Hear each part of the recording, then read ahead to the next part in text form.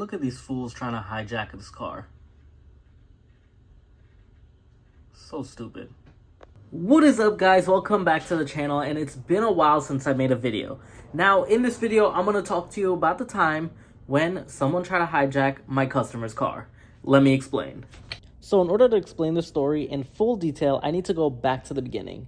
So I had this customer who came and dropped off his 2017 Ford Escape for some insurance damages. He had a collision and the insurance was involved, and he wanted me to see what I can do to repair the vehicle. So I had to reach out to the insurance. So this customer of mine came to me, needed a quote for the work that needs to be done on this vehicle. I made him a quote, and I ended up reaching out to the insurance, which it took me about 2 months to reach out to, only because no one answered the phone. This insurance company is one of those like fly-by-night, really low insurance companies that give you a hassle to do anything. So what happened was, when I got his car, I broke it down, saw everything that it needed, took pictures, submitted it to the insurances, and they never responded to me. After about 2 months of trying to reach out to them, I ended up filing it as a new claim and finally got a hold of someone.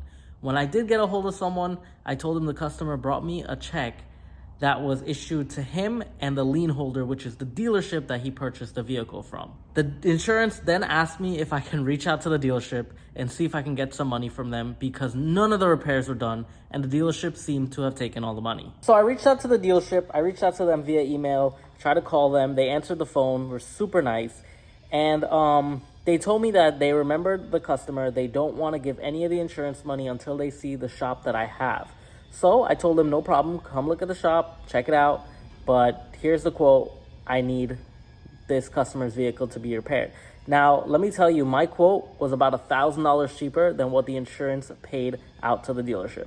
About 3 days have passed, and the dealership decided to pay my shop a visit. 2 guys came in, very sketchy, looked around my shop, asked me some questions, looked at the customer's vehicle, and they were trying to tell me that this customer is a difficult customer, which I was telling them, no, he's not. He's actually pretty chill.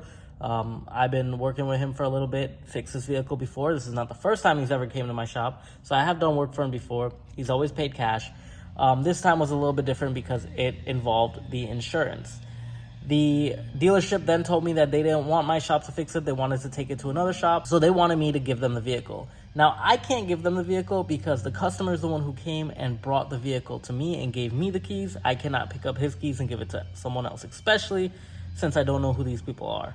So they asked me how much in storage fees is owed if I decide if I can't fix the vehicle.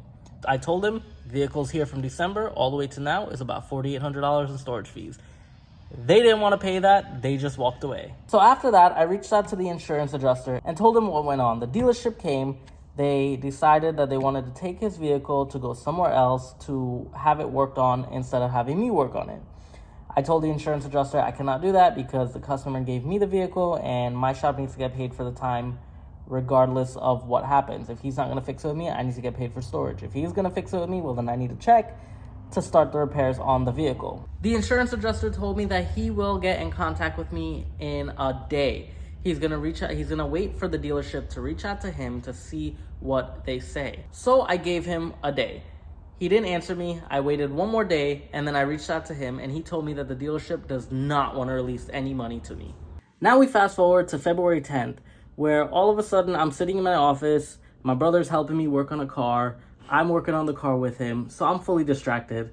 And it seemed like the dealership hired a fake repo man to come to my shop and repossess this car out of nowhere. They started hijacking the car, they broke into the door, they popped open the hood and started dismantling things from the engine bay, all in a 20-minute span without my knowledge. Finally, after 20 minutes, the repo man came into my shop, flashed the paper in my face, and told me he has a repo order. Now, I'm not sure about how many of you know about Florida, but there are tons of scams in this state. This is literally the scam state of the world, basically. So I don't know if these are real repo people. I don't know what's going on, but they didn't really show me the paperwork. They didn't want to show me the paperwork. They acted super sketchy, and they were trying to take the vehicle from me. I ended up calling the police. The police ended up getting involved. They basically stopped them from what they were doing and told them that you're not allowed to do this. This is kind of illegal. You're supposed to provide documentation. You're supposed to show me your ID, which none of them ever did. They had to leave the premises. So basically they left. They were upset. One of them didn't want to leave. He sat in the car. The cop ended up telling him that you got to go. They ended up leaving. The following days after that, they kept circling my shop, waiting for the car to appear outside. So normally I've always kept the car outside in my compound on the side of my bay, but since that incident happened, I've been keeping the vehicle in here. Now, I wrote this whole lengthy email to the insurance adjuster, to the dealership, to the two owners of the vehicle, letting them know the step-by-step of what happened. I even showed them pictures of the new damages of the vehicle, and I even have videos that are recorded, and I try to show them as well. As a matter of fact, while we're here, let me show you these videos. Okay, so as you can see, they're pulling up right there with their U-Haul trailer. I've never seen someone repo with a U-Haul. That's him on this screen here. He's backing up. He clearly can't drive. He doesn't know how to control the trailer properly. He's pulling up across the street, parking. Then his buddy with the pickup truck now comes in. There he goes, coming.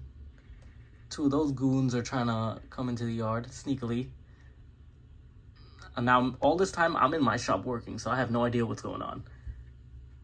He's going to pull up in the truck. They're going to block the vehicle. So they're blocking the vehicle. Then they're opening this.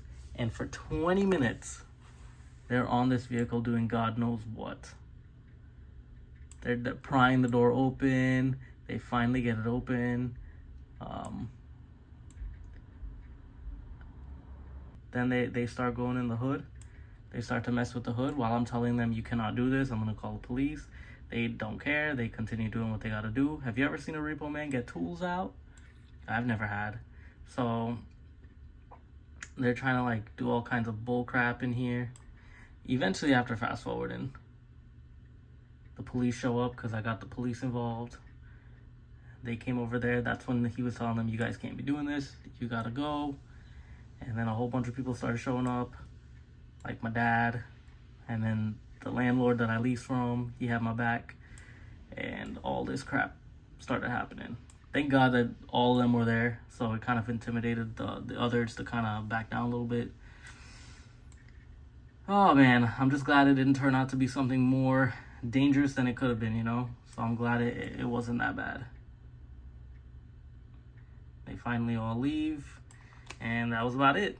So fast forward to today, which is Wednesday, I believe, the following week. I ended up telling the customer they need to take their vehicle out because while speaking to the insurance, they told me that the check will always be made out to this dealership and either me as the body shop or the dealership and the owner. There's no other way we can get it. From the looks of it, the dealership does not want to be dealing with my body shop. They don't want to deal with the owner. They just rather take the money and do God knows what with it. I told the customer I don't know what the point of your insurance is since they don't have any interest in helping you.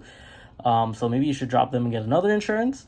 I've never really dealt with insurances that handle the lien holders as much as they're doing and protecting them. So I think it's very strange. But I ended up telling the customer he has to pick up his vehicle because things can get very dangerous here, especially in the state of Florida where everyone is wielding a weapon, concealed or not. I have a lot of kids that come into the shop. I have a lot of, customers that come into the shop, and I don't want any issues like that happening. So I told the customer come and pick up his vehicle. The customer then came to pick up his vehicle just to tell me that he wants to store his vehicle in my place for a few more months. He has nowhere else to put it. Now, the dealership had told me that this customer has not been paying on their vehicle, which is none of my business, none of my concern. But now I'm at the point where I don't even know who to trust, the customer that I dealt with for a while or the dealership. So I ended up telling the customer, come take your vehicle, get it out of my premises. I don't want it here.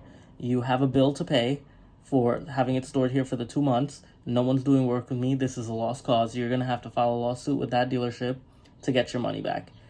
The customer then proceeded to tell me that he no longer has a job. He cannot afford to pay me. So what did I do? I'm not going to fuss for the money. You take your car, you get out of here. if you ever want to come back here for service again, you need to handle that bill. And if you don't handle that bill, well, then you're never welcomed here again. And he took his vehicle and left, and that was that. Now, a lot of people may be saying, wow, I would have tried to got some money for it. I did. But at the end of the day, my safety and the other people's safety who are in this compound means more to me than dollar bills. I look at protecting human life over money, and that's what's worth it for me. So when I saw the danger of what was happening with these people trying to come in, hijack the car, and the dealership even told me that they were going to break the gate and break into my shop, which is breaking and entering. So I have all means to stand my ground and protect myself and protect whoever's here. But before things escalate to that, I like to de-escalate situations. I don't condone violence. I don't like violence. I think, honestly, violence is pretty much a waste of time and someone always gets hurt. So I prefer protecting people and keeping the peace than having things result in violence. It's just a waste of time. Nothing ever gets solved. So yeah, that was my story. If you guys had a similar story to this, please leave it in the comment section below. Let me know what you think and what you would have done in my situation. See y'all for the next one. Peace.